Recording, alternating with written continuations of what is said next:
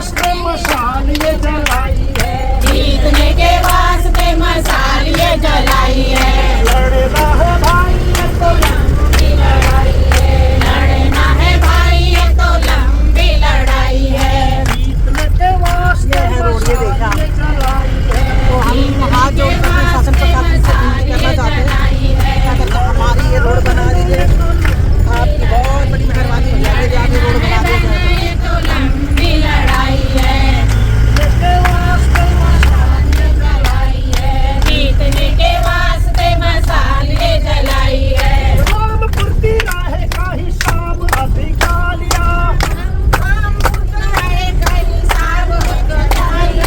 Okay अपमान का जवाब अभी क्या दिया, अपमान का जवाब अब क्या दिया।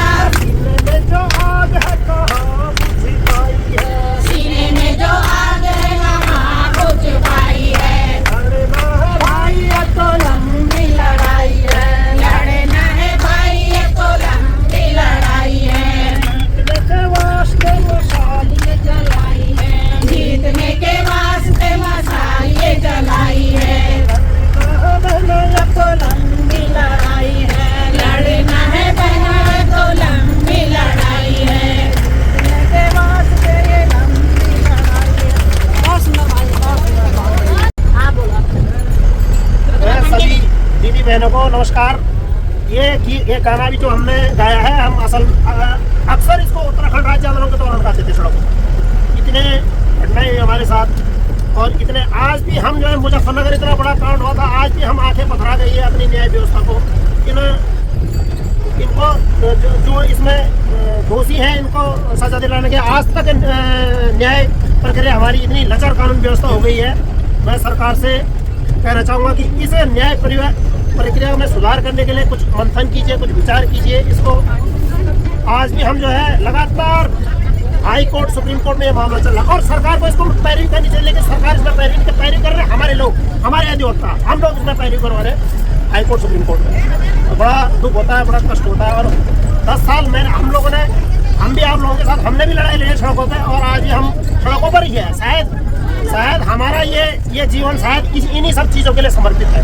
उत्तराखंड के हक अधिकारों के लिए हम लोग सड़क पर लड़ते आ रहे हैं। और इस उत्तराखंड का मजा केवल 2 लोग ले रहे हैं, एक नेता और एक अधिकारी। इनकी मौज हो रही है, बाकी आम जनता त्रस्त है। तो आज जो रैली के लिए आप लोगों ने हुंकार बनाया, और ये उत्तराखंड में मातृशक्ति ने बहुत बड़ा योगदान दिया है। हमें अच्छी तरह याद है, दिन रात धराती कुल्हाड़ी लेकर आप लोग सड़कों पर रहते थे, और हमको वो दिन आज भी जब भी कोई आंदोलन होता है, हम लोग को पुराने दिन याद आते हैं, और हमारे मेरे जोश आता है, जुनून सवार हो जाता है। और ये इधर देखो आप, और ये जो है एक जो भी जनहित के मुद्दे हैं, जो भी हमारे हक अधिकार है, ये उत्तराखंड को लगातार 25 वर्ष आज उत्तराखंड को राज्य को बने हुए हो गए। लेकिन इन 25 वर्षों में क्या हमने पाया, क्या खोया, ये सोचने वाले विषय है। और इस पर वार्ता होनी चाहिए। हम सरकारों से, आज सरकार और हम लोग रजत जयंती वर्ष मना रहे हैं, ठीक है, अच्छी बात है। लेकिन इन पिछले 25 वर्षों में हुआ क्या है उत्तराखंड के अंदर क्या घटनाएं हैं, क्या घोटाले, क्या भ्रष्टाचार, बच्चों की नौकरियां बेची जा रही है, बच्चों का भविष्य बर्बाद कर दिया इन्होंने। जागने की जरूरत है। हम लोग जो पार्टियों पर खेल खेल रहे हैं, ये नहीं होना चाहिए। जागने की जरूरत है। ये जो पार्टियों पर खेल खेल रहे हैं, ये कुछ चंद लोग हैं जो अपने टिकट के लिए, अपने व्यक्तिगत हित के लिए, स्वार्थ के लिए ये भूल जाते हैं कि हमारे पीछे हम जनता भी, हमारा उत्तर, हमारे भाई बहन भी है। हमारा पहाड़ खत्म कर दिए, उन्हें पहाड़ खाली कर दिए। पहाड़ पलायन के नाम पे जो पलायन की योजना बना रहे हैं, नीतियां बना रहे हैं, ये देहरादून AC कमरों में बैठ के योजना बना रहे हैं। अरे उठो और गाँव का जो चौपाल लगाओ, भ्रमण करो, और गोष्ठियां बैठाओ, उनसे पूछिए पहाड़ियों को कि कैसा पहाड़ से पलायन रुकेगा। वो तुम्हें उनसे बेहतर जानकारी देंगे इस बारे में।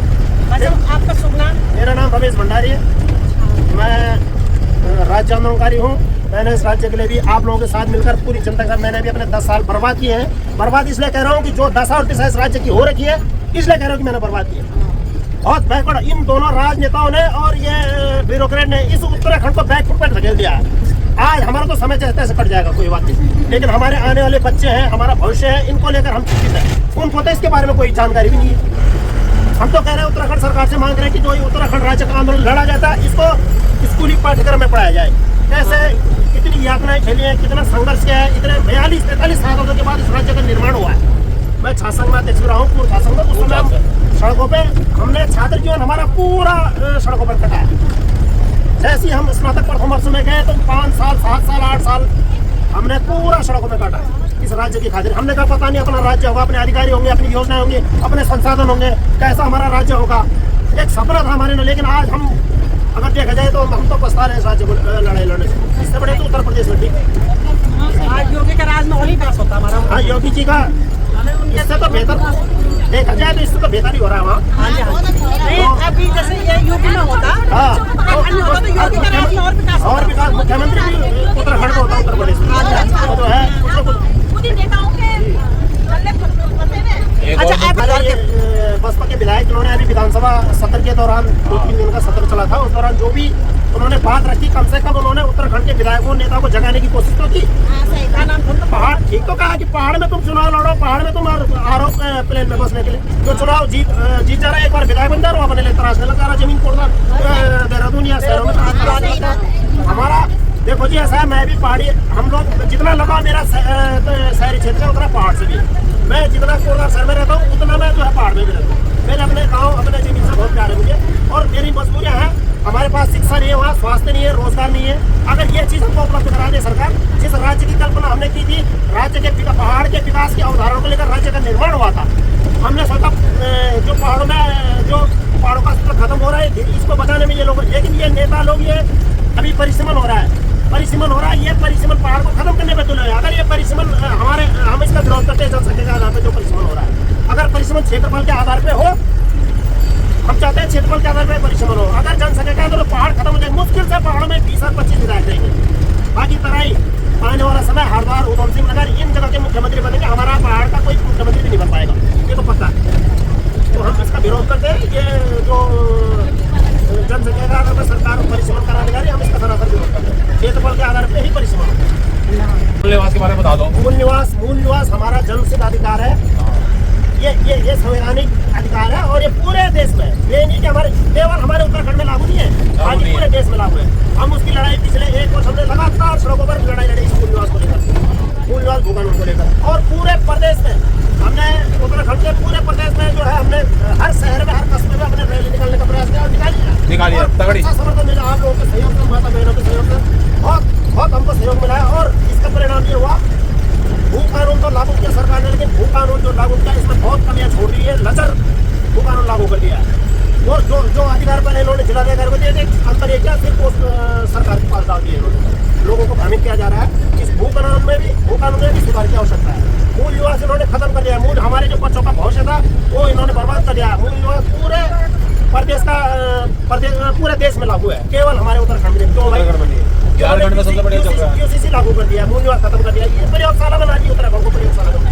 जो भी नया कानून लागू है पहले उत्तराखंड को, क्योंकि ये शांत दे रहा है, यहाँ कोई विरोध नहीं होगा, कोई नहीं होगा, देश को मैसेज आएगा जो है हमने यहाँ से कोई विरोध नहीं हुआ। ये हम इसका बहुत विरोध करते हैं। हम मूल निवास के हकदार है, और मूल निवास की लड़ाई एक बार फिर अभी हमने सड़कों पर लड़नी है।